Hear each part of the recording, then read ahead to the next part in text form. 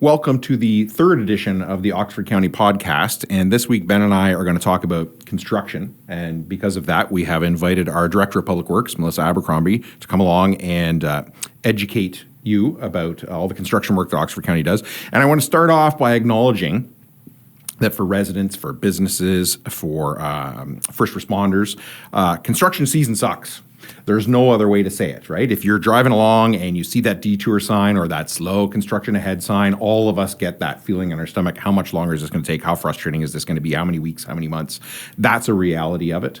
The only way to escape that is to not do the construction, and that means not improving the roads or not maintaining the roads, and that's clearly not an option. So then the question is, how do you best manage it? And hence why Melissa is here to answer some of our questions about that. And it's great timing as well, too. We're in construction season, if you want to call it. We're actually just in the spring as we're doing this recording. So we know that this is kind of the tip off to the busy construction season, we'll call it. Because obviously, Melissa will talk about how construction is not just really one season. It's really an all year. There's projects going on all the time, but we definitely want to address some of those questions that we hear quite frequently, around the scope of projects and the type of work that we do, the different things aside from just road construction itself, as well as those other questions around, the timing of things, as well as, detours and why do we pick them. So we'll try and cover a lot of those things today as we go through our discussion on construction season.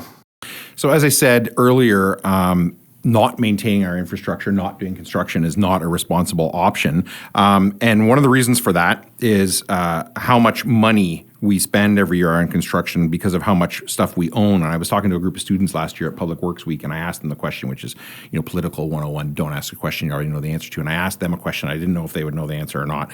But it landed well because I said to them, how much money do you think we're going to spend in Oxford County this year on construction? And they had no idea. But we're going to spend this year $120 million on construction projects. And then I asked them, how much stuff do you think we own? Like, how much is all that worth, right? And one kid said $1 billion, and I think he thought that was like an outrageous amount of money. And I said, well, it's actually closer to, it's almost exactly $4 billion worth of roads, bridges, culverts, buildings, equipment, on and on and on. So given that, I think it's, what does this say here? Bridges, approximately 400 million, remaining assets, 500 million. I mean, that's a lot of stuff that we have to somehow look after, and as the community grows, add stuff to. So, can you tell us about what to look after all that stuff, to improve all that stuff? What kind of construction work are we carrying out across the county? Yeah, so most of the construction work that the residents actually see are the road construction. So that, and everything related to road construction. So whether it's just resurfacing a road, replacing a bridge or culvert on a roadway, or the underground infrastructure being water, sanitary, or the storm sewers that run underneath the roads. Those are the ones that mainly everyone sees, and those are the ones that everyone really gets frustrated with when they come up. The orange sign on the road. But we do a lot of other work too at our wastewater treatment plants, at our water treatment plants, at our county buildings and things like that, or down at the waste management facility. And those types of works, those are ongoing too. They just have less impact on the public every year. Right. I was actually just going to say to Melissa, some of the other things that people might not realize is, when we're in a growing community, a lot of that infrastructure that's needed for development falls under the county's responsibility as well. Yeah, so the development infrastructure, there's kind of two groups that looks after that. There's the developer who's developing the lands for those either new homes or a new industrial subdivision, and then the county has to do work to either supply the water or take away the wastewater from those developments, sometimes also putting in like a turn lane on a roadway to allow better traffic flowing in and out of those developments. So there is work we do, and there's also work the developers do, and which is why sometimes you don't really know when you come across a construction site who is doing it. So what about, you said sometimes there's work we do, sometimes there's work a developer does. Also, there's sometimes work the county does. Sometimes there's work that the city or a township does. So what about that timing and collaboration? Like how do we do that? How do we attempt to get the work done but minimize the interference or the duplication sometimes too of excavation and whatever? How do we try and do that? So coming up around this time of year, normally June, July, and August are the busy times for construction, but most staff are looking forward to next year. So that's when we start our planning. So we will reach out to the area municipality, all 8 of them, and kind of think, what are you guys thinking for next year? What are we thinking? We'll also talk to our development team. What do we see potentially happening for development? And we start kind of laying that out. We have a 5-year plan that's pretty detailed, so we just kind of confirm that. And then we have a 10-year plan that's a little more potentially things are going to move. If a development comes in a little earlier, we may have to move it back and forth. But our 5-year plan is pretty well set, and we look at that. We see if there's any ways we can collaborate together. Is there a way we can add 2 projects into one, have one contractor in an area? Or do we need to delay one because it's upstream or downstream for water or wastewater for whatever reason? So we take about 3 months and do that every kind of summer, looking ahead to the next year and try and have as much collaboration so that people don't have as many construction crews potentially in the same area at the same time. Now, we still hear questions a lot of times about on the timing of this road always seems under construction, or didn't we just pave that road last year and we're doing it again?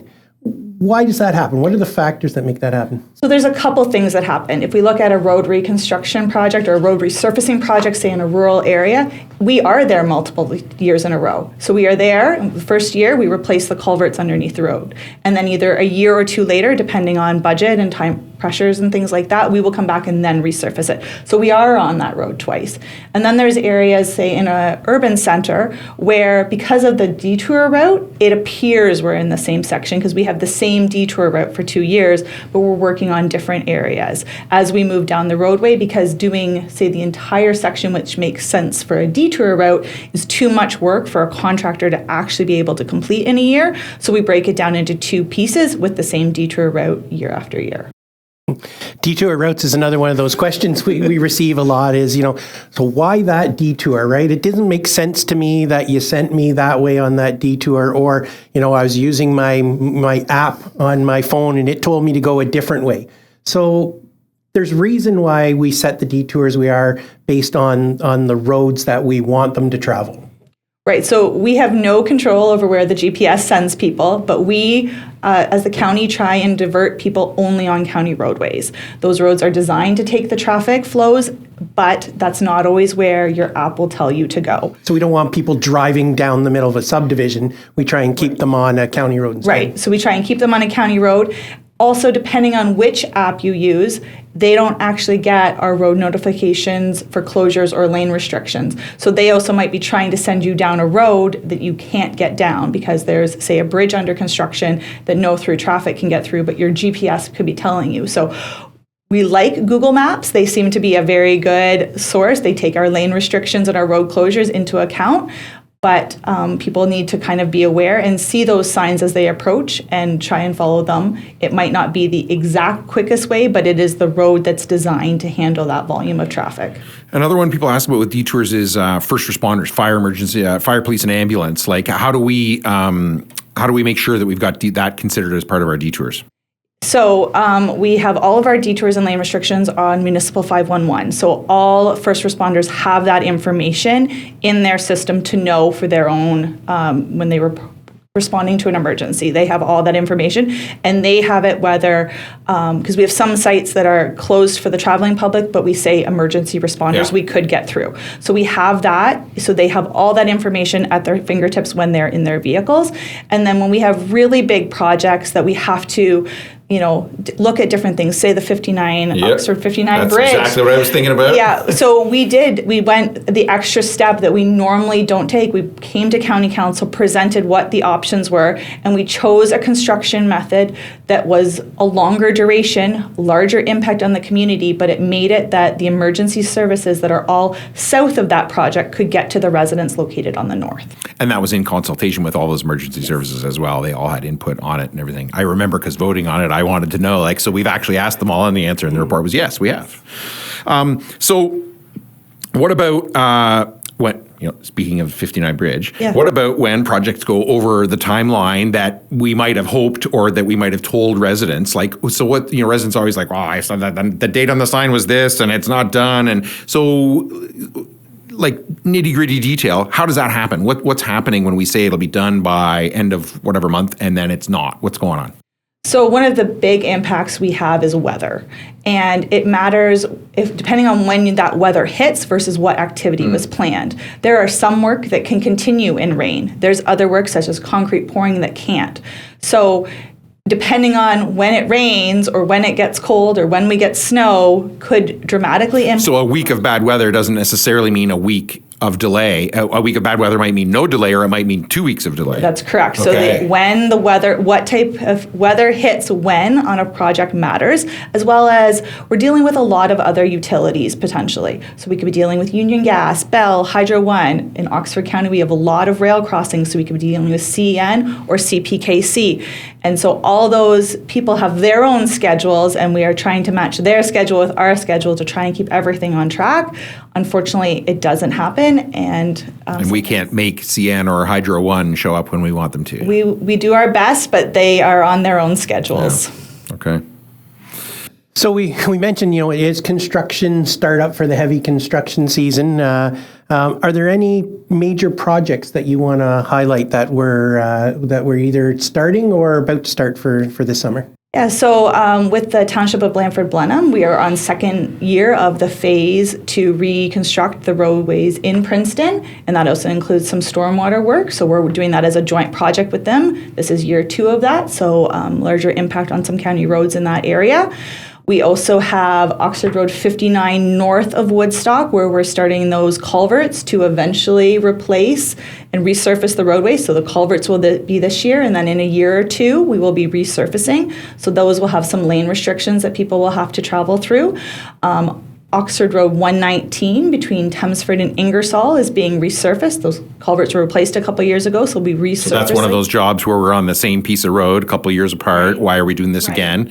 One time was culverts and drains. Now it's the surface. So now it's the surface, and because of the method we do, so they'll actually be, they're going to be going through is called the cold in place, where they kind of recycle it, lay it down, but then they have to actually leave that site for a couple of weeks for that to set up before we can put the top coat back on. So not only we were there a couple of years, we're going to be there for a while, and then we're going to come back at least 2, maybe 4 weeks later, and then put the top coat on. So there'll be different impacts for the traveling public on that project as well. And that may also create a little bit of a perception of a inactive construction site. So when you go by a construction site and see signage still over on the side of the road, but maybe nobody working on it, some of those things like that, timing-wise, require that. Yeah, so like that cold in place requires it. Sometimes concrete curing requires it. Other projects, another good example is guide rails. When we do that, there's many locations. So they go out and they do, say, install the posts. They go and do that through the whole county, and then they come back. So if there was 8 different construction sites, only one would ever see the crew at one time. So they're not on that site anymore, so nothing's happening, but actually they're around the corner and down the road doing the same thing there, moving their way around the county, and depending how you're traveling, you might not notice that. Yeah, except if you come by in 2 weeks and then the guardrail's in and it's all over. How did that happen? Right, okay. Thanks, Melissa. That's great. So, thank you. No problem. Really informative. And honestly, as an elected official, one of the top questions I get is, when's that road getting whatever? Why is it now that I'm getting the road that I want it done, why is it taking forever, et cetera, et cetera? So hopefully you have all found this informative. If you're looking for updates on the construction projects, the specific ones that Melissa mentioned or any other ones, you can go to oxfordcounty.ca/construction. That'll be for specific projects. If you're also looking for like routes and travel and things like that, either in Oxford or outside, Municipal 511, as Melissa said, is a great resource there for those updates. And thanks for watching/listening again. And absolutely feel free to contact us, me, Speak Up Oxford, for ideas of future podcasts, any questions you'd like us to answer here. Thanks a lot.